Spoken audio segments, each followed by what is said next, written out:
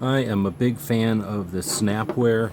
I grew up with Tupperware, and this is just a completely different system. You've got the ring, the rubber ring here that grips and wraps around, creates a great seal. You can still sort of do the Tupperware burp thing, and then once you lock it down, you physically lock it into place on all four corners, and it gives it just a good structural support. You can shake it, you can put it in a bag and flip it around. It's not going to worry about anything leaking out of there, liquid or otherwise. In this case, I've got some beads that I'm going to be sorting out into the smaller containers, and all this is going to fit in here, and I won't have to worry about losing anything.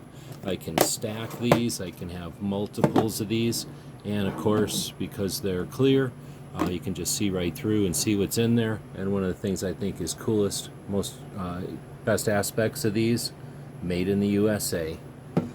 Big fan of Snapware. Hope this helps.